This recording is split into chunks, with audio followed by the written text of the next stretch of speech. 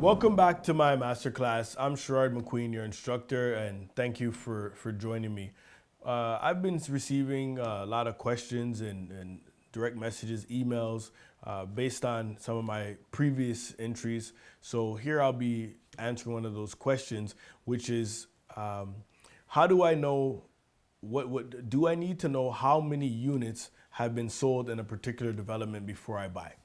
And the question is, you don't necessarily need to know the percentage of units, but there is a threshold normally of 70% of units sold before a developer is allowed to build a condominium. Because the builder is going to be receiving funds from normally a bank or another financial institution. There is a few builders who build with their own funds, but normally they borrow money from banks, and the bank has a minimum threshold of 70%. This means if they've sold 70% of the units, or they're on track to sell 70% of the units, the condo project would normally get built. However, if you're buying in a project, say it's been there for 4 or 5, 6 months, and they haven't sold the requisite amount of units, you may find yourself in a situation where you've put down a deposit for a property and they don't meet the threshold, they're not able to build. So two things can happen. Either your deposit sits there longer and then you still have the time when they need to build, or they entirely cancel the project and they refund your money. But they're gonna refund the money with zero or very, very minimal interest. And the market normally has continued to grow and expand.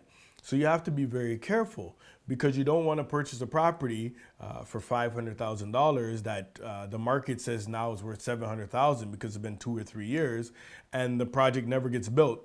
And the builder gives you back your money with no interest, but now you have to go back into the marketplace, current marketplace, and pay $200,000 more than you paid initially.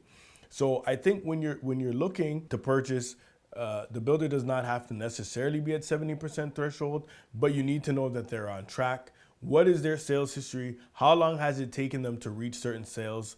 And what is their track record from other projects? Is this a normal timeline? Are they new in this particular area, which is why the sales are taking longer? Or of course, if they pass that threshold, I think it allows you to rest a little easier, knowing the chance of them proceeding with the build are a lot higher because they've met the minimum thresholds that's set out forth by the bank.